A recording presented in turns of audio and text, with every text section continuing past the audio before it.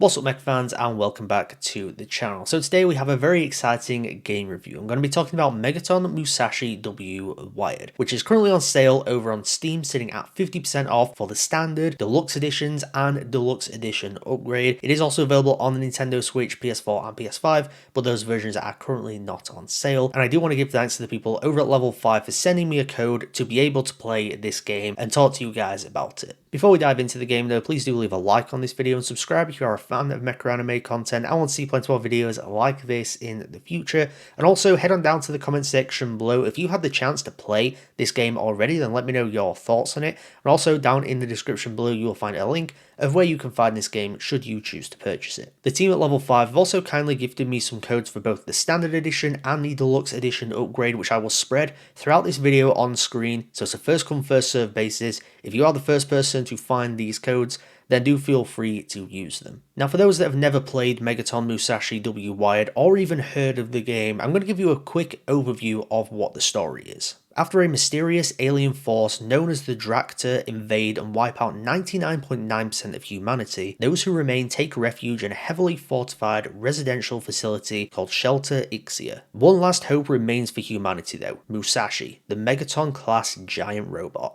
I always like to be transparent with you guys, so I'll say this up front that this is indeed a sponsored video. I was paid to play this game, make this video. However, it has not influenced my thoughts on the game. These are 100% my own thoughts. If I simply did not like the game, then I would have chosen not to go ahead with this deal.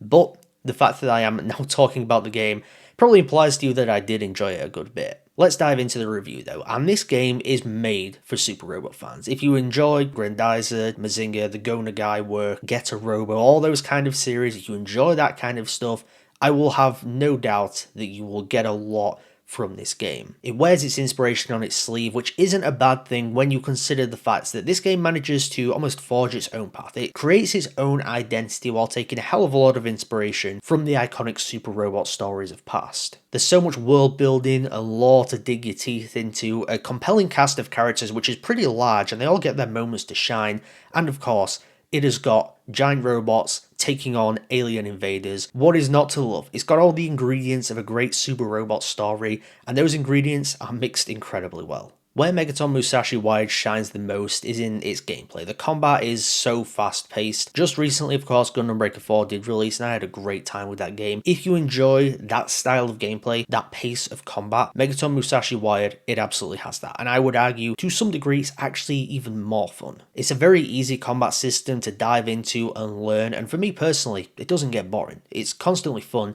even if you are essentially just, hacking and slashing through enemies the same way every single level. It's just effective, because that gameplay loop is just fun and easy to get into, it just makes the game as a whole easy and fun to get into. The level design and structure of missions is pretty straightforward. Most of them play out within the same way in a very similar environment, which does make sense considering the story. Humanity wiped out, essentially Earth is a barren wasteland. It makes sense why the environments are very much empty. There's a good story and world reason there. But I would say most of the appeal of the gameplay is wiping the floor with enemies and then obviously collecting gear, collecting weapons, and thus upgrading your Megaton. Speaking of weapons and gear, a huge part of this game is customization, of which there is so much to go at. Not only can you switch out different parts of your Megaton, but you can also weather it, you can add decals to add that extra personal touch and make it your own. Each Megaton you have in your team has a total of 3 different melee weapon slots and 3 different ranged weapon slots. So whatever enemy you're coming up against on the battlefield, whatever foe you are facing, objective you're trying to complete, you can almost tailor your entire Megaton or group of Megatons to accomplish each of those goals. Whether there's 2, 3, 4 different enemy types within the levels, you can come face to face with them and you have the right weapons to take care of them. Not only do you have a huge range of different weapons and different Megaton parts, but you also have a huge range of different pilots that you can switch out within your Megatons. There's a total of 16 in this game, 5 of which are actually collaboration ones. Those include the likes of Duke Fleed, Koji Kabuto, and Ryoma Nagara. And if you recognize those names, they're the pilots of Grendizer, Mazinger, and Get a Robo, which are all available in the game, along with the likes of Voltas V and Combattler V. Iconic abilities such as Getter Beam and Screw Crusher Punch are also available to use as well. So not only is this game drawing massive inspiration from those iconic super robots, but it's actually bringing them directly into the game as well. So again, if you're a fan of the super robot genre, this is very much a love letter to that, to the point that it even includes some of our favourite super robots and their pilots. One of my personal favourite features in terms of customization for your Megaton is motherboards, where you can get into the nitty gritty of all your different abilities, whether that's melee weapons, ranged weapons, special moves, defense, support, and others. The best part about it is that you can tailor your Megaton's motherboard to prioritize one of these categories, automatically picking out recommended attachments. If you're like me though and prefer a more well-rounded experience within the gameplay, you can actually pick out a balanced option where essentially it's going to pull things from everywhere so that again, you have a more balanced Megaton to fight in. So to sum up the overall customization of this game, you can be as specific as you like to be, or you can be as unspecific as you like to be, but you will never lose that edge in combat. The iconic super robot pilots that I was just talking about were brought in the latest update, but that's not only what was brought in this update. There's an entirely new separate game mode called megarobo batroseum. This mode lets you engage in online battles, both battle royale and team based, where you choose your robot of preference much like a traditional fighting game. Each robot is preset with certain weapons, so there's the appeal of trying them out and figuring out which suits your playstyle the best. Personally, it took me some getting used to in regards of the gameplay for this mode because you essentially have to collect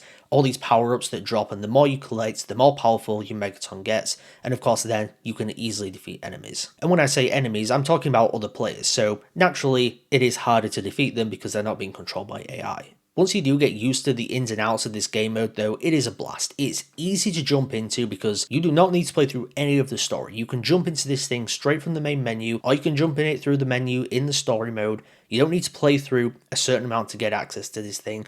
It's so easy to jump in and play, and because the actual fights tend to not last very long, you can jump in and do a quick match very easily. And that just makes it something that's an easy, nice little pastime. If you've got 10 minutes to spare, you can dive into this, have one or maybe even two matches, and you don't lose anything. And like I was saying earlier when I was talking about the gameplay and combat, because it's such an easy system to get used to, it makes diving into megarobo batroseum such an easy thing to do, whether you've played Megaton Musashi before or you've never played it at all. It's never going to be completely tailored to someone with an extremely high skill set. For the sake of this review, I've opted to focus more on the gameplay and the customization elements as opposed to story, because I think it's well worth experiencing, knowing as little as possible. I gave you guys that plot synopsis, but there is a hell of a lot to dig out of this game. Now, I have actually only played through about half the story. It essentially encapsulates 2 seasons worth of the anime, because there is an anime that exists. I have played through the first season of content, and I've put about 18 hours, or close to 20 hours, I would say, within this game. And like I said, that is playing through the first season of the story content. But there's also side missions, there's challenge missions, there's treasure missions, there's multiplayer that you can do as well. There is so much content in this game, and what I'm trying to say is that however much you pay for this, whether you are buying it on that Steam sale, whether you are buying this game at full price, it is absolutely worth it because there is such an abundance of content, and I've barely scratched the surface on it. Not only have I not even finished half of the story, I've also barely scratched the surface on side missions and challenge missions, of which there are many. All I will say in regards to story though is that the first season's worth of content was great, and it also set up some nice things for the second season. So I'm very excited to dive into that, and who knows, if I enjoy that second season worth of content or worth of story a hell of a lot, might even bring you guys another video talking about it. I guess if I was to pick out an issue that I maybe have with this game, it is the environment stuff. Like I mentioned earlier, most levels play within a very similar environment. It is like essentially earth, wasteland, desert, rocky, all that kind of stuff. And like I said, in terms of the story, absolutely makes sense. In terms of the world, absolutely makes sense. I understand why they take place within this specific environment. But I think for a few people, it may get a little bit repetitive because the gameplay is a pretty simple and straightforward loop that, like I said, is very fun. I don't think I would tire of it personally. I think there are people that may tire of it. And especially when you don't have interesting environments visually to play in, that could potentially be, a problem for some people, something that could turn them off.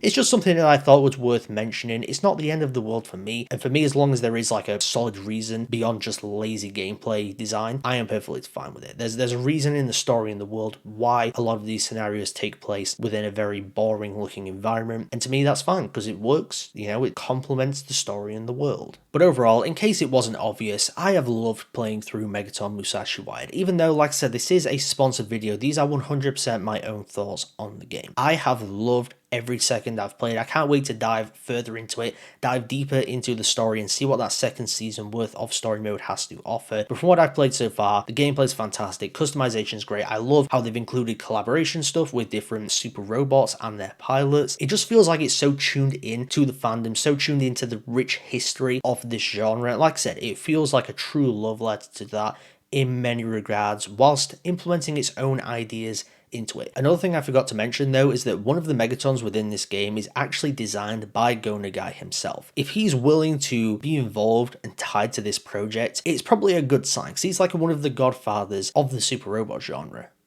So with all that in mind, I'm going to give Megaton Musashi W Wired an A. Before I get out there though, please do leave a like on this video and subscribe if you're a fan of mecha anime content and want to see plenty more videos like this in the future. And don't forget to hit my link in the description below to get the game for yourself whilst it's on offer. Like I said, that sale is currently running on Steam up until December 4th with 50% off the standard edition, deluxe edition and deluxe edition upgrade. Again, thank you to the people at Level 5 for reaching out to me and providing me with a code to be able to play this game because I had a fantastic time with it, and to be honest, I would have played it even without that. Thank you once again for tuning into Mecha Chat today. I'll see you guys next time.